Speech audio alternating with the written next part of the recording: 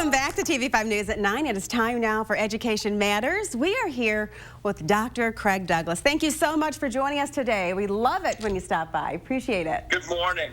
Good morning. Dr. Douglas, today we are talking about some of the top issues right now in education. What are things, or what should we be looking out for right now, Dr. Douglas?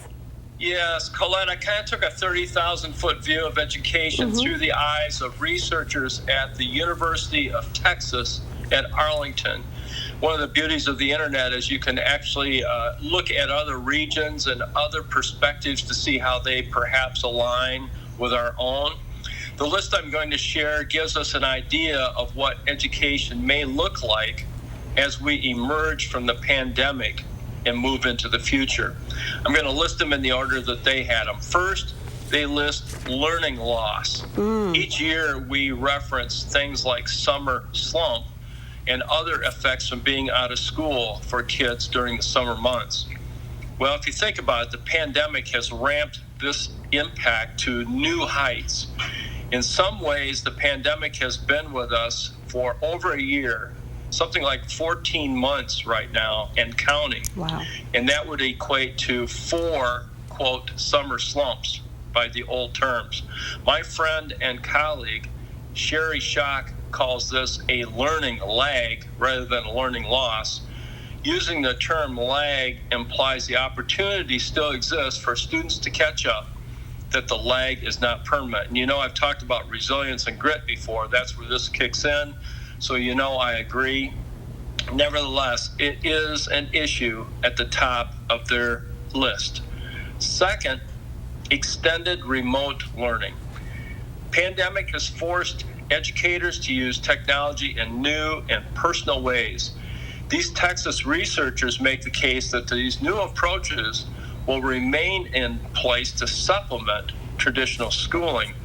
Another friend of mine, a former state superintendent of public instruction here in the state of Michigan, is Tom Watkins. And Tom has been a champion for the use of technology to supplement teaching and learning for the last 2 decades. He claims with solid basis that students will benefit from technology and schools shouldn't resist its use. It may be difficult to understand, it may be expensive or otherwise threatening, but schools have to embrace it and use it moving forward. Related to this is the third one on the Texas list, equitable technology access. TV5 has done a great job of reporting gaps in internet coverage, and so this remote learning raises this to new heights, that these gaps must be addressed in terms of logistics, their costs, and the capacity of the connectivity. A fourth issue surprised me, Colette, and that's privacy. But after thinking about it, it does kind of make sense. With the pandemic and the idea of contact tracing and all that related health issues, it does open up a new realm of privacy issues. When you add this to the mix of using Zoom that sometimes can be hacked or invaded and other technologies that link student data to the internet, there are data security issues that arise. I see this as fertile ground for legal analysts.